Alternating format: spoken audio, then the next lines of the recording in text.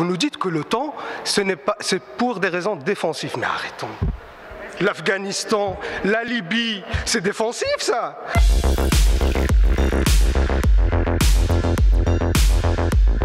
Madame la ministre, je suis inquiet. Je suis vraiment inquiet par rapport aux tensions et le risque de guerre qui existe aujourd'hui en Europe orientale et les affrontements entre la Russie et l'OTAN. Et j'aimerais juste rappeler que ces tensions ne datent pas d'aujourd'hui, ils ne datent pas d'il y a quelques mois, mais ils remontent à une trentaine d'années, où il y avait un engagement de certains pays de l'OTAN avec la Russie de ne pas étendre la sphère d'influence de l'OTAN vers l'est de l'Europe. Et cet engagement a été rompu. Et d'ailleurs, je rappelle qu'en 1990, le secrétaire d'État américain James Baker affirmait, et là je cite, « La juridiction militaire actuelle de l'OTAN ne s'étendra pas d'un pouce vers l'Est ». Alors, non seulement l'OTAN s'est étendue sur la plupart des pays de l'Europe orientale, les pays du pacte de Varsovie, mais également les pays baltes qui sont aux portes de la Russie. Ces nouveaux territoires de l'Alliance sont aussi des bastions de l'OTAN. Et je rappelle d'ailleurs la Pologne et la Roumanie. Aujourd'hui, il y a des systèmes antimissiles qui sont installés par l'OTAN dans ces pays-là. Et depuis février 2014, les États-Unis ont fourni pour 2,5 milliards de dollars d'armes à l'Ukraine.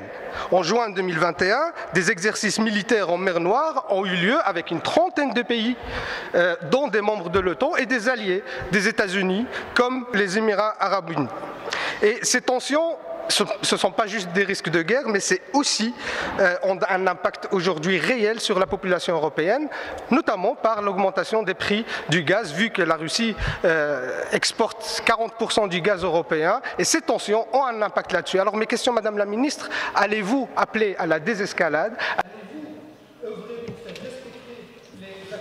L'OTAN, je le rappelle, est une alliance défensive. Madame la Ministre, Robert Gates, ancien directeur adjoint de la CIA, je cite, « À une époque de grande humiliation et de la difficulté pour la Russie, continuer l'expansion vers l'est de l'OTAN alors que l'on a amené Gorbatchev et d'autres à croire que ça n'arriverait pas, en tout cas à court terme, a probablement aggravé la relation entre les USA et la Russie et rendu beaucoup plus difficile de faire des affaires de façon constructive. » Madame la ministre, je suis vraiment surpris par votre réponse. Les Américains même reconnaissent leurs responsabilités dans les tensions actuelles, et vous refusez de le voir. Vous nous dites que l'OTAN, c'est pour des raisons défensives. Mais arrêtons.